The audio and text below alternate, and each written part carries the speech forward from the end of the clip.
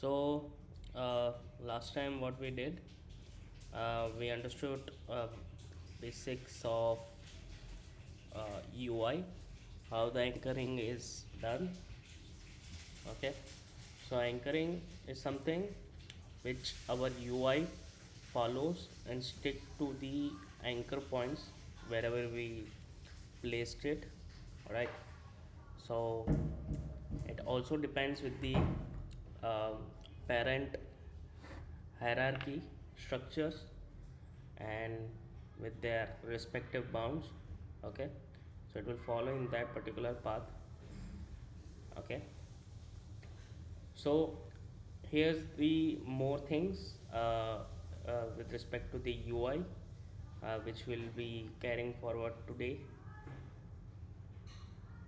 So so this was the previous lectures which we did for the UIs, and now today we'll see through how image works.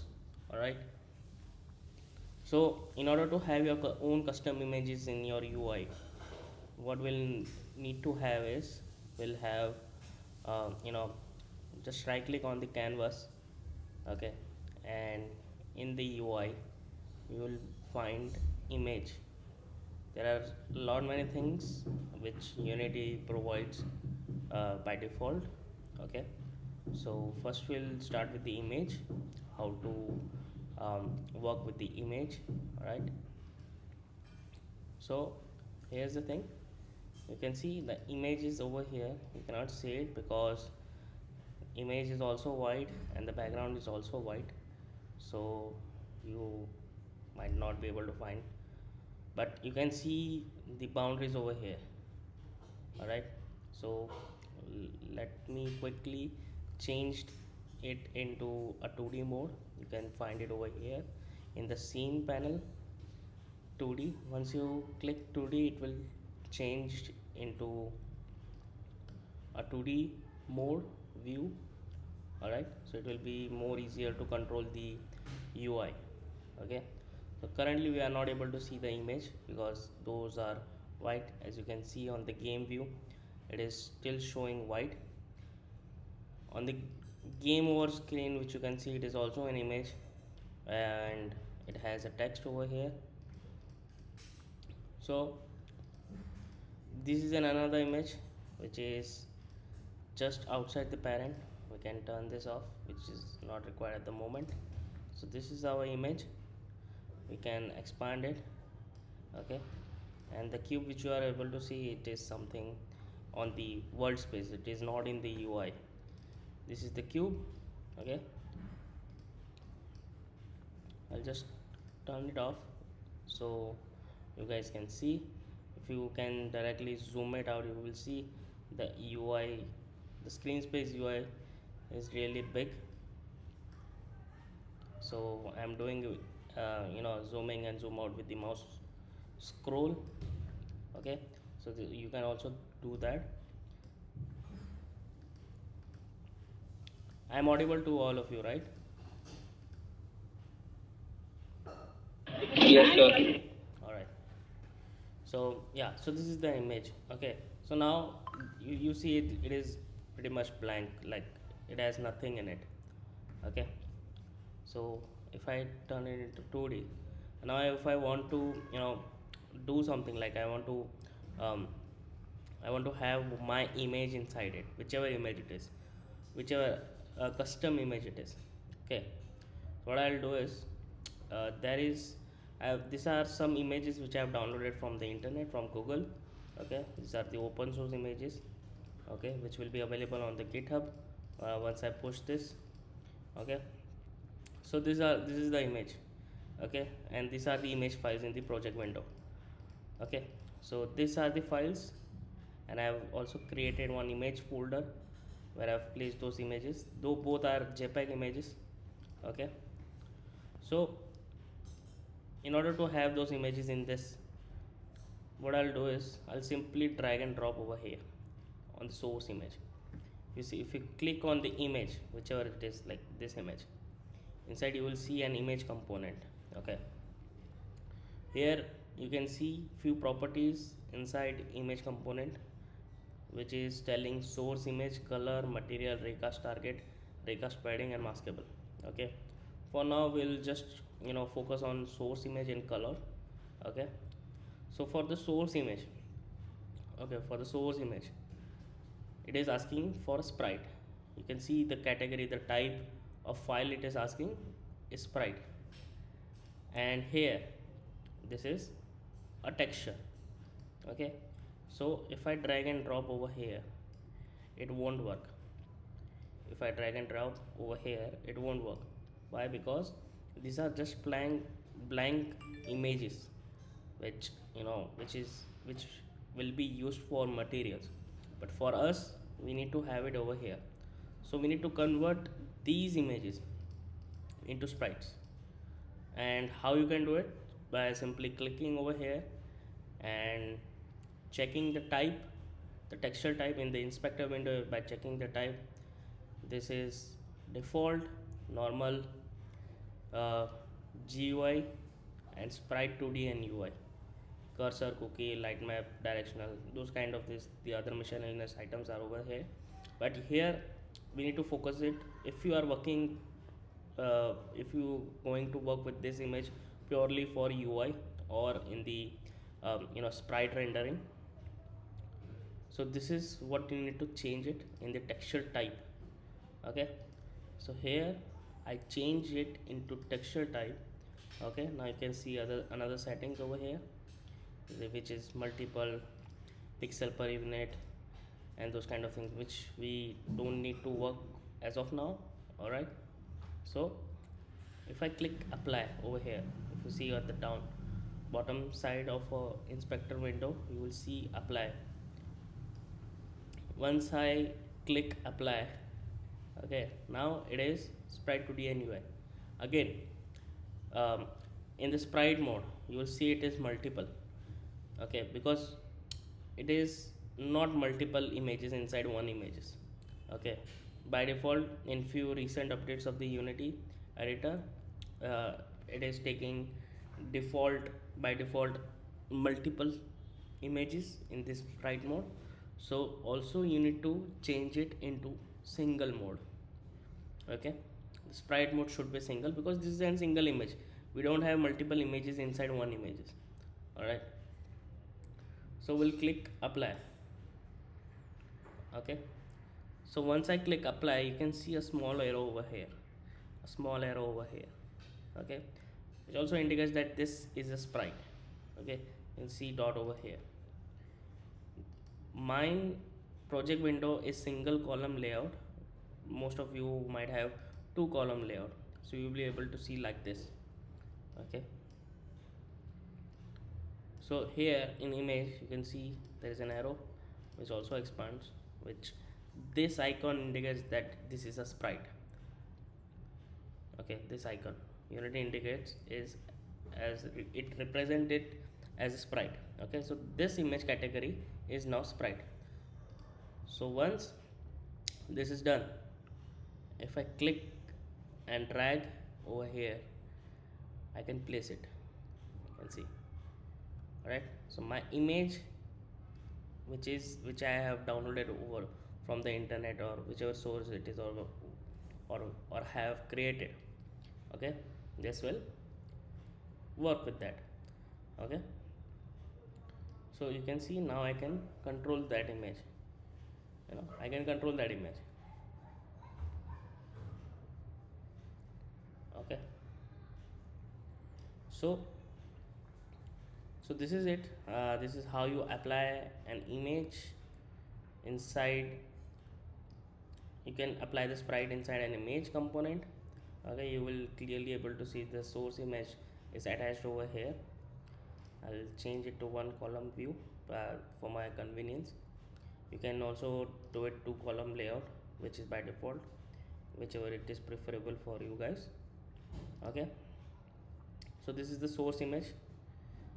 By sometimes you might have some images like this which you don't really want. You don't want to have a broken aspect ratio for your images. Okay, So you can quickly fix that, you can quickly fix that irrespective to the width and height. Okay, it will still maintain the perfect aspect ratio by just simply clicking over here, preserve aspect. You see a preserve aspect over here. If I click over here, it will snap into a perfect aspect ratio. Okay, no matter the size of the rect transform I place, it will maintain the perfect aspect ratio. It will maintain the perfect aspect ratio. However, I change the image size. Okay, it will maintain the aspect ratio perfectly. Okay, so this is it. And if you want to have a bit of an overlay, okay, you can simply change the color over here, right, like this. So this will change the color of the image. Okay, so there are 4 channels, as you see, red, green and blue, which defines as RGB, and the fourth is alpha, which can also be denoted as transparency of an image. Okay, so you can change that as well. So you can change the transparency of an image by manipulating the alpha channel. Okay, or by simply placing the hexadecimal values to change the color of it. Okay, so these are the channels for RGB, and you can change the color as you want. Okay, so this is how an image works. All right, and if you want to have a text over it, okay, you need to have a text over it. Okay, what you can do is, I'll simply have a text by right clicking UI and text mesh pro. Okay, should be in text and text mesh pro. Okay, so the text has been created. Okay, but you cannot see the text. Okay, you cannot see the text. So here's the thing, you should consider in Unity UI. Okay, irrespective for what you have seen in the past, which we were working on 3D and all those kind of things with the parent and child structures. In UI it works a bit different. Here you need to make sure that layering works on the um, you know a top down technique. For example, whichever the items, okay, whichever the items, so let's say this is the child, the text bracket TMP, the text mesh pro child is the child of canvas. Okay, which is the first child of the canvas. The parent is the second child of canvas and the image is the third child of canvas. Okay, so these three are the child of canvas. Okay, or you can say the siblings of these are the siblings. Okay, these are the siblings. So this is the first sibling, this is the second, and this is the third. Okay, so in that sibling based, okay, whichever is the last sibling has the topmost layer of it. Okay, the topmost layer. So whichever it is the last will have the topmost layer. Okay, so here's the thing, you will be able to see that text is the first, which will be the first layer, parent will be the second layer, and image will be the third layer. Okay, so image will render on top of parent, and parent will render on top of text. Okay, so in order to have a text visible, you can see the text is visible but it is behind an image. So as I have explained, it is the first sibling. Okay, this is the first sibling of the the first sibling out of rest of the child of the canvas. Okay, so in order to have it on the first, okay, the topmost, whichever it is, so what I'll do is I'll simply drag and drop over here. Okay, so what I did is I changed the sibling. Okay, I changed the sibling. So what it did, now it is rendering on top of image. Okay, now it is rendering on the top of image.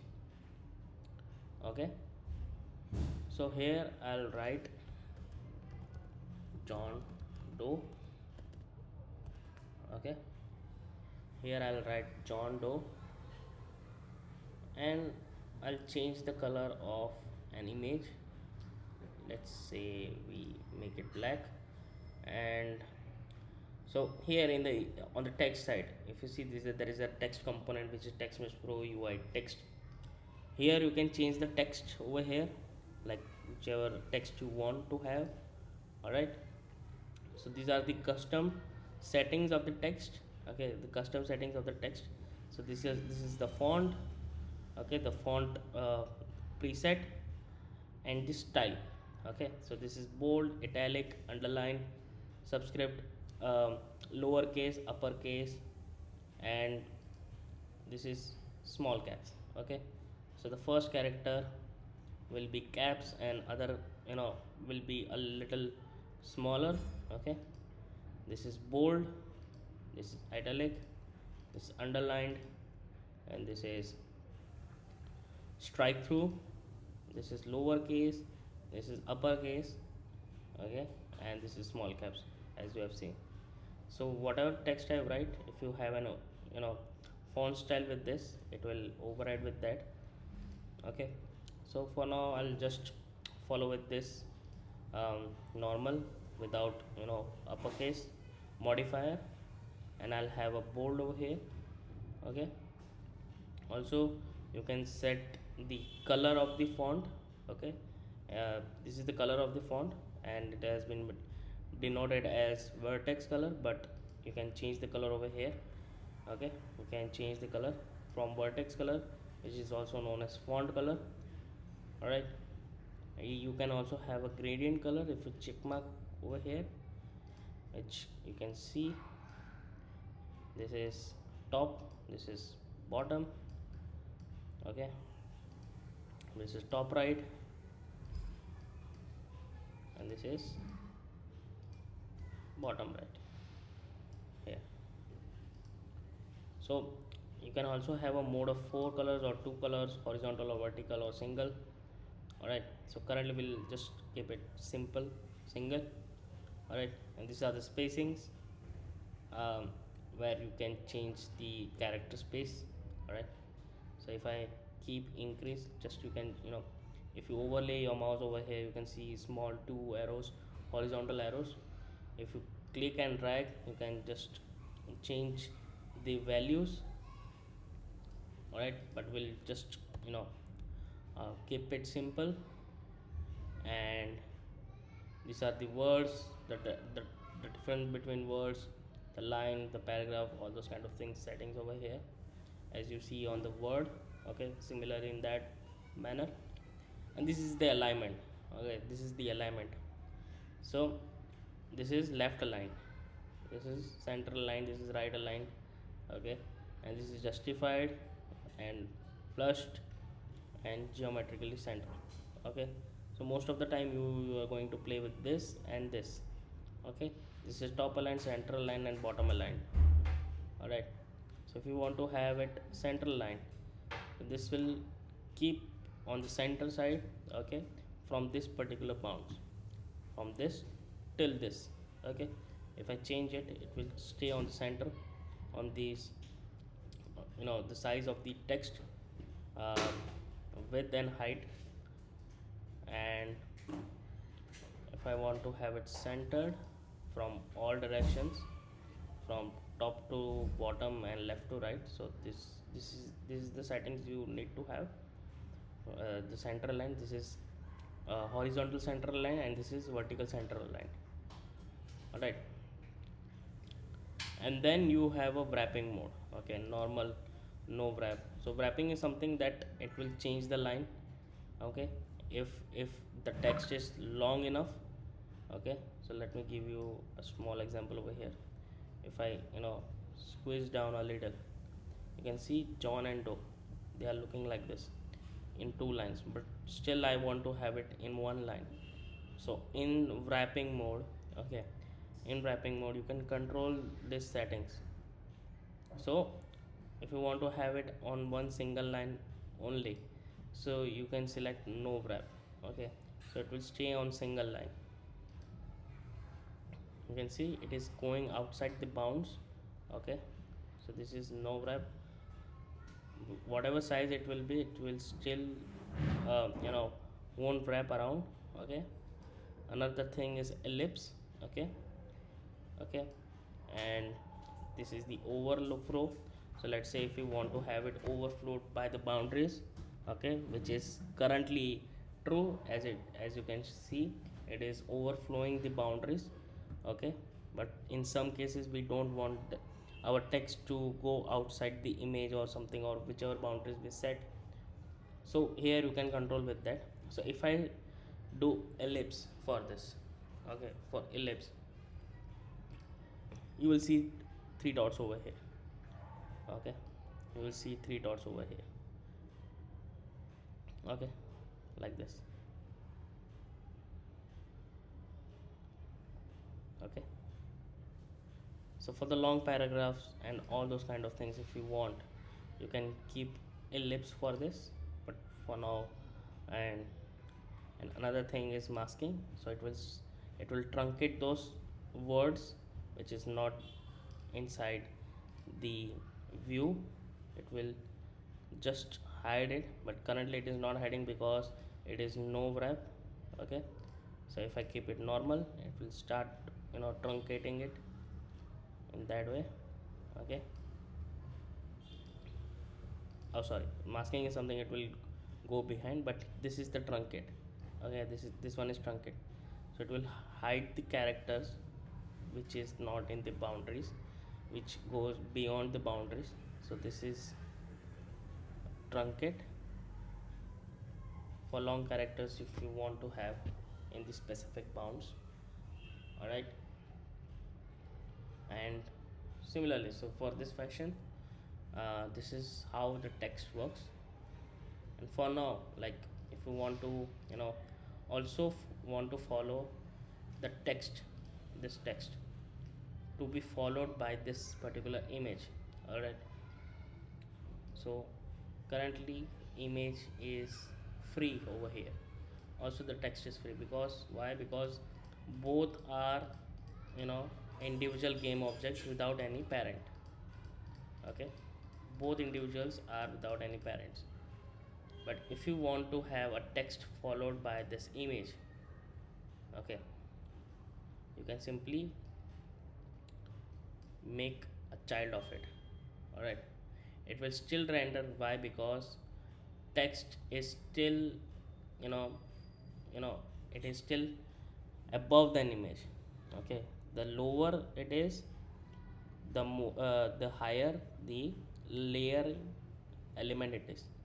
Okay, so image will still render above the image. Okay, so now if I move the image, okay, the text will follow with it. All right, and here if you see closely, these are the anchor points of this text. Okay,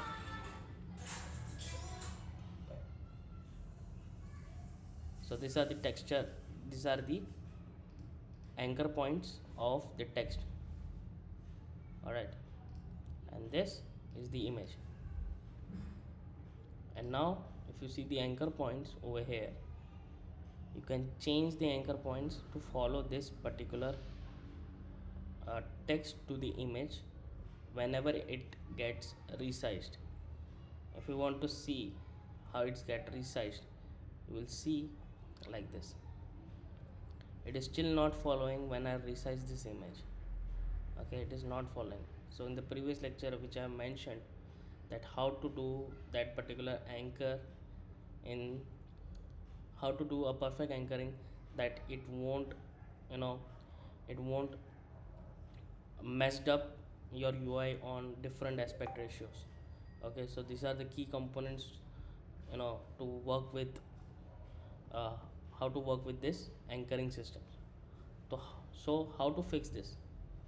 So for this text, what we'll do is, first of all, we'll change the anchoring position. So currently it is falling to the center of an image, so the image will shrink or grow, the anchor point will still remain at the center. Okay, so image, so let's say the image gets shrunk by top and bottom.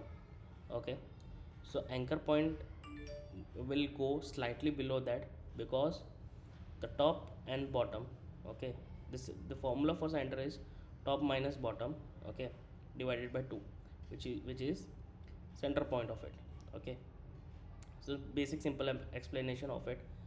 So what we will do is, instead of having it center anchored, we'll have it top anchored. Alright, we'll have it top anchored, and now you will be able to see this anchor point is on the top of this image, because this text is child of this image. Okay, so now if I closely check, change the image, now you can see the boundaries of an image. In order to check the aspect ratio of it, in order to have a check on aspect ratio, you can simply just hover it on the boundaries, which is the image boundary. If you carefully see it, this is the image boundary. But if I click on the text, you can see a faded image boundaries, you can see it over here. You can drag it and check if it is all working fine. Okay, so now if you see correctly, if I change the image size, okay, if I change the image size, the text is going to remain the same. And now currently if you see the image, the text is still not following because of the image which is already in the preserve aspect mode. All right, if I turn this off, it will now it will stay perfectly the same. Okay, it will stay perfectly the same. All right, so this is it. This is how you work with the anchors. And this is how you change the anchor points. And now what you want to have is, if I change the size of an image, I also want the text size should also get changed with an image. Okay, so currently if I do this, the text size still remains the same. you know it is not changing a bit. So what we'll be doing is, we'll click on the text. Okay, and here we'll make it stretched like this. Okay, but now it is still staying the same, but we want to have it you know as the boundaries of the parent, which is image for our reference. So I'll click alt or option in case of for Mac. Okay, and now once I hold the alt and I have clicked it, it has snapped to the boundaries of an image on the top side. All right, so now if I change, it will the boundaries will follow it. Okay, meanwhile I want to have my text size to also get shrunk. I can simply choose auto size. Okay, so now what will happen if I do like this, the text is also getting shrunk like this.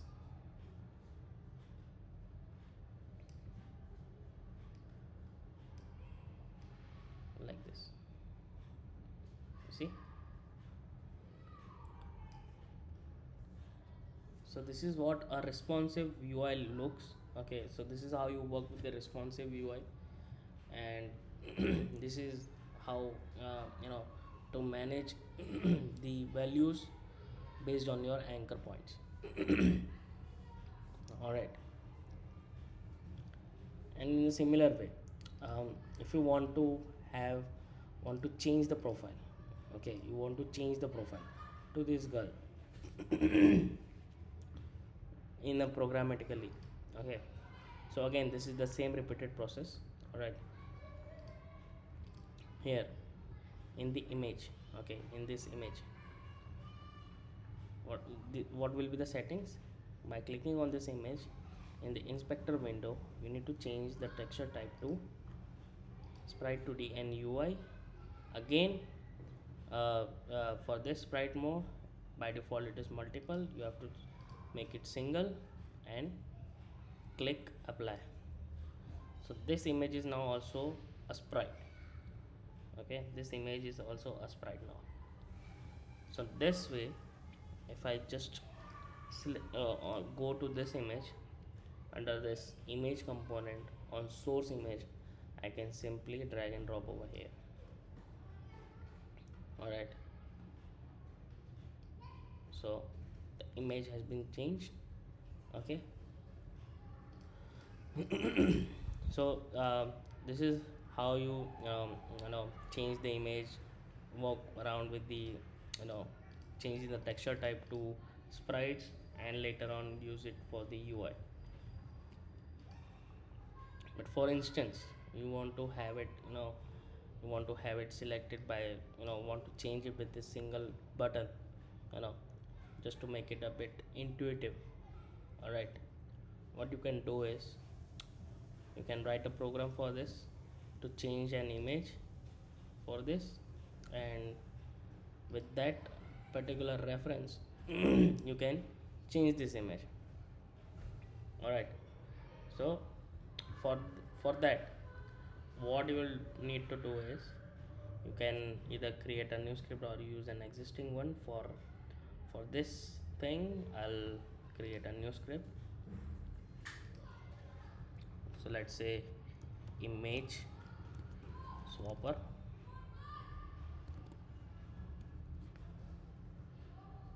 All right, so I've created a new script, image swapper. All right, so I'll quickly open my editor, that script editor, and for that you need to have for this image swapper, first what I'll do is, once the script has been created, you need to have this script to be attached wherever you want, where you can easily um, you know connect and control. So in our case, I'll simply attach it to the canvas, okay.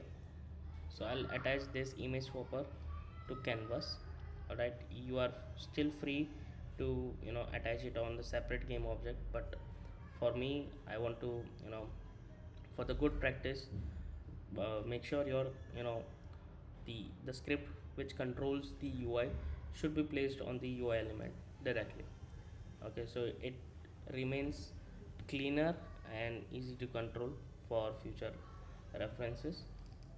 All right, so once I have attached the script, I'm going back to the editor, okay. So this is the predefined values which has been predefined script which has been written by Unity when you create a new script, a mono behavior script. All right, for now this I'll just simply avoid it, okay. And now, in order to have a script that controls this image, all right, this image, I want to have control with this image. So make sure, like if you are working in Unity in the future thing, and you come across a new topics or some kind of things, or the new components, whichever it is, or the new scripts, okay, make sure to have a practice that to understand each and every component is a script. So image is also a script, a canvas renderer is also a script, and drag transform is also a script, okay. These are all the classes. Irrespective of that, you can control each and every elements inside the script, okay. If you know one simple technique, that these are the scripts itself. Okay, so in order to control this image component, what you will need is to have the class name of this. Okay, you need to create an object, okay, of this. Okay, you need to attach this reference here in image swapper. So how we will be doing it? By simply writing public image. Okay, so image from Unity Engine UI. Okay, so for some people who might not get this suggestion, you can also write it down over here, this. So it takes the namespace from UI. Okay, so make sure this should have, you must have this namespace, else you will get an error with this. Okay, so this is an image. Okay, this is an image. Okay, and now we, so as you have as I mentioned, how to declare those variables.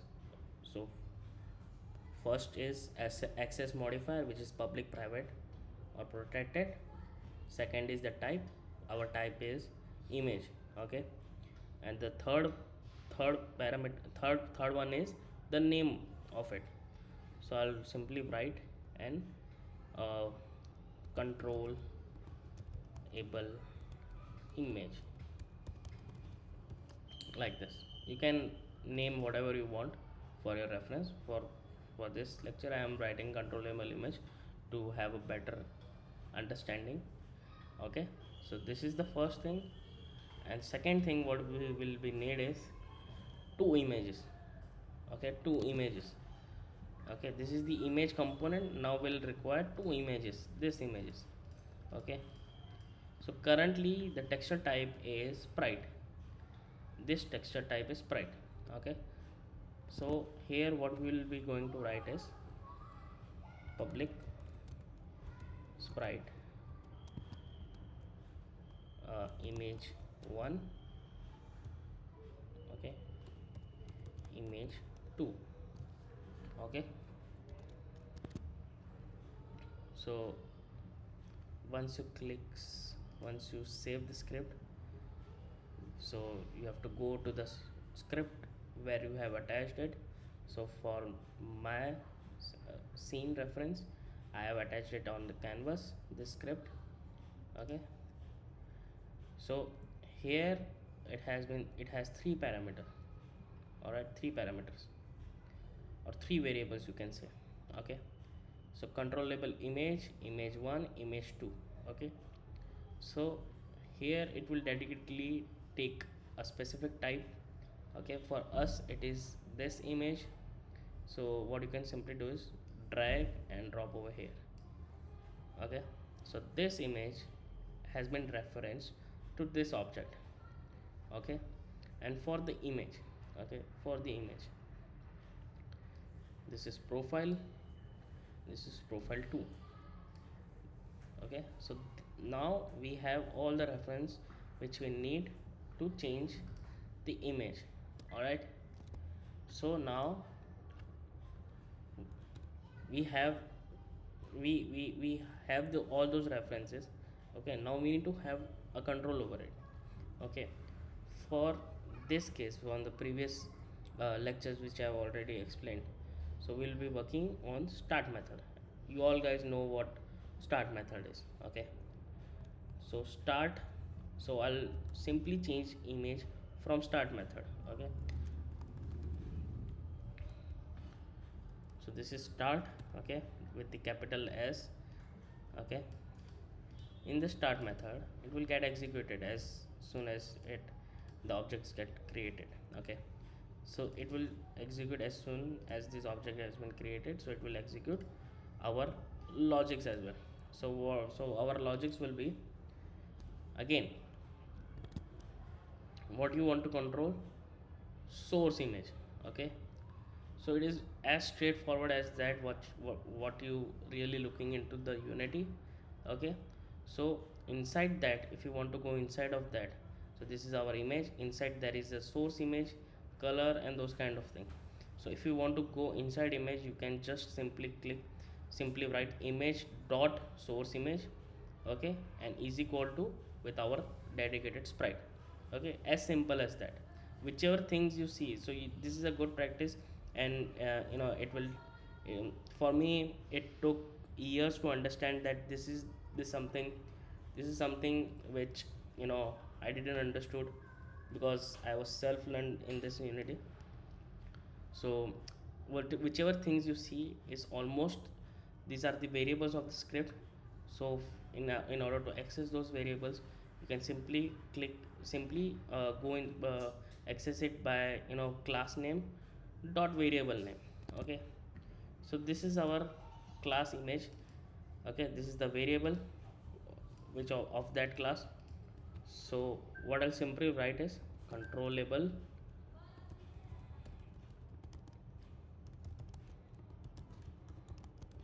dot, this is source image, okay. So here it is sprite, okay. In few cases it might look different, because they are using editorial properties to rename that for the for that it looks you know easier for designers, all right. But this is it. And if I click, if I type like this, controllable image dot sprite, which is a source image, okay. Now what we need to pass is image1, okay. So what is going to happen once I play Unity, it will change it, okay. It will change from this to this, okay. So if I click play, it has been changed, as you can see, okay, because it is in start method, okay. And again, if I want to change it to image2,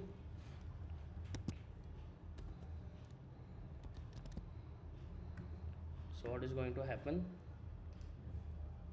it is going to remain the same, because it is already image2, all right. It is already image2, okay. Now if I want to swap between those images with a single click, okay, with just one single click, so how I'm going to do it?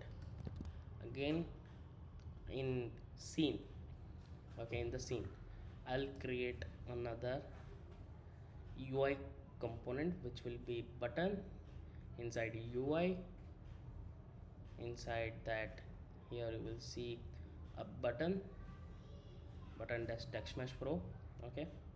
So you have to click this, and you will be able to see a button over here, okay, a button over here. So this is the button, okay. And inside the button there is another text, okay. So you can just simply rename inside that text in inspector window, okay. So you can type whatever you want, like let's say swap image, all right. I'll make it bold, okay, and I can resize a bit so you guys can see. And also I'll change the font size to 45, and I'll just make it center aligned, okay, here. And similarly this button as well, okay. And this, so what will going to happen is, once I click this button over here, the image will change to another image. And if I click again, it will change back to the old image, okay. So it will keep looping our, until I stop clicking it, all right. So how we going to do is simple technique, all right. A simple technique which you can do. So again, In order to control this button, you need to have another reference for a button. So in the script image swapper, I'll type public button again. As you have seen, this is the button. Okay, I'm accessing this button over here. I forgot to mention that this button works with image and a button component. Okay, so image component you are pretty much aware of. Okay, so there is another component which is button, which makes an image work as a button. Okay, so this is the button. So again I'm accessing by its name, button with the capital B. Okay, button. All right, once I saved it,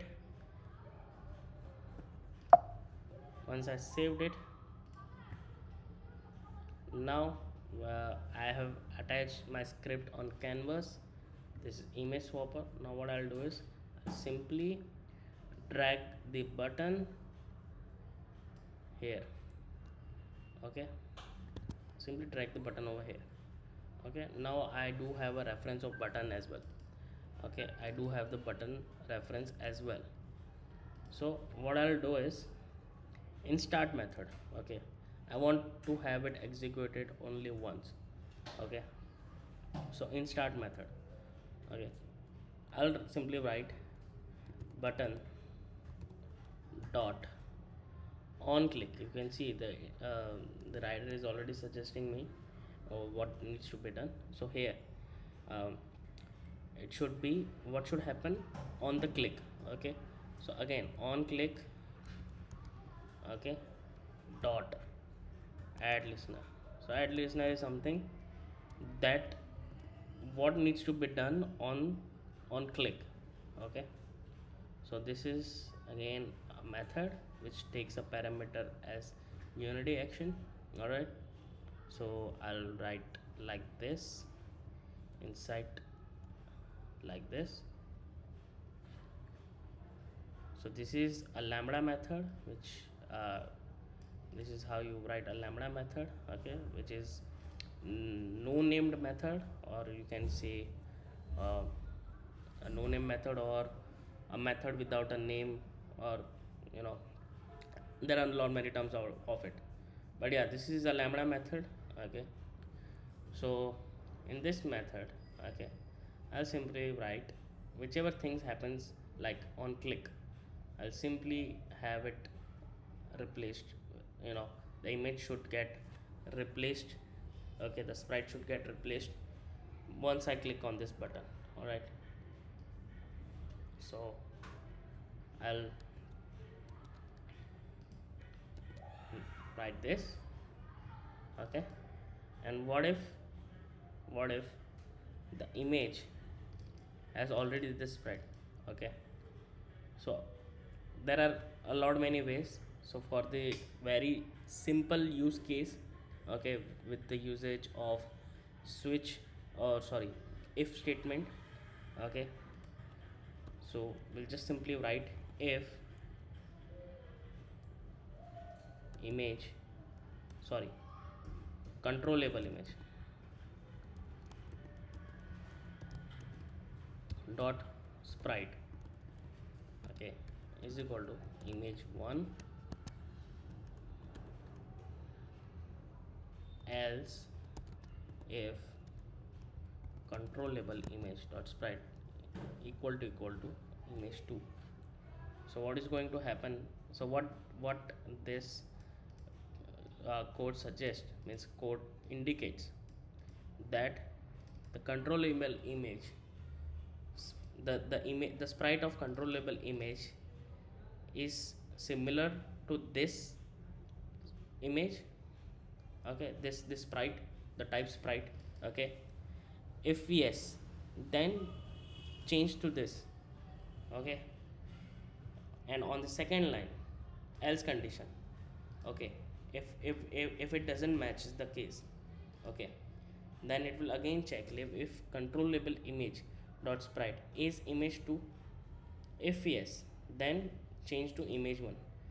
Okay, so this is just the statement, this is just the if condition, if else condition. Okay, so here we need to write the logic of it. If it is the case, then controllable image control image dot sprite is equal to image 2, because already it is checking that if it is image 1 then change to image 2, if it is image 2 then change to image 1. Okay, so control label image dot sprite dot to image 1. All right, and simply we'll just get rid of this line. Okay, and we are pretty much good with this. Okay, and then we have a reference attached of the button as well. If you want to check which reference it has been attached, you can simply click over here. Okay, you can simply click over here, and this is the button. Okay, so we'll get started with this. Okay, and once I click play, okay, avoid this error because this is from something else, this script, some other scripts.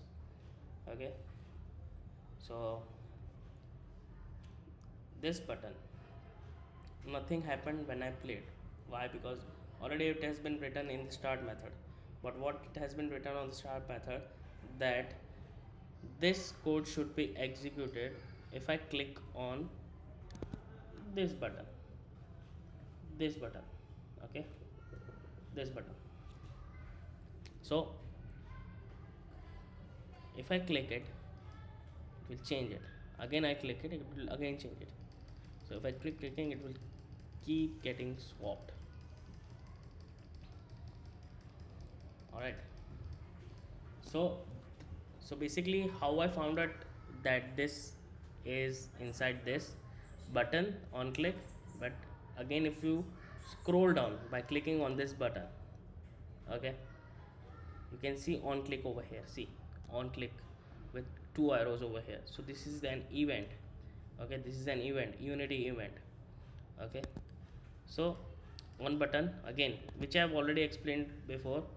If you want to access any of this, there is a high chance it might be the same name, or almost the similar, synonymous name of it. Okay, so here you can see on click, so button dot on click. Okay, so easy to get. So it also works with all many references for the text, for images and all other things. Okay, so this is how you access those things. All right, and here I access from button dot on click. Okay, so it has another method, okay, inside it, which is add listener, because it is an event. Okay, so it needs a callback. Okay, so this is a callback lambda function, which I have already mentioned here, that this should be executed if I click that button, this button. Okay, and this button has been referenced in unity scene. Okay, this scene which is inside the canvas. All right, so this is how you link your references on your script of your uh, how to reference your files, your scripts, your components. Okay, and you can control based on your scripts. So you might have seen in some websites or some games that on clicking on those buttons the image gets changed, or you need to upload that image. Okay, and you can see the image after it by clicking on upload. So this is how the entire system works. Okay, so this is just a basic building blocks, that how system works, how to take the references, how to control those references, how to attach those references. All right, so this is how it is done. All right, so any doubts till now? No, sir. Okay, so all clear with this, right? Yes. All right, so yeah, so that's it for today's lecture. So we'll continue more working on the UI and controlling the UIs, and and much more. All right. So that's it. Those who have mentioned your attendance with your enrollment number, you can leave. All right.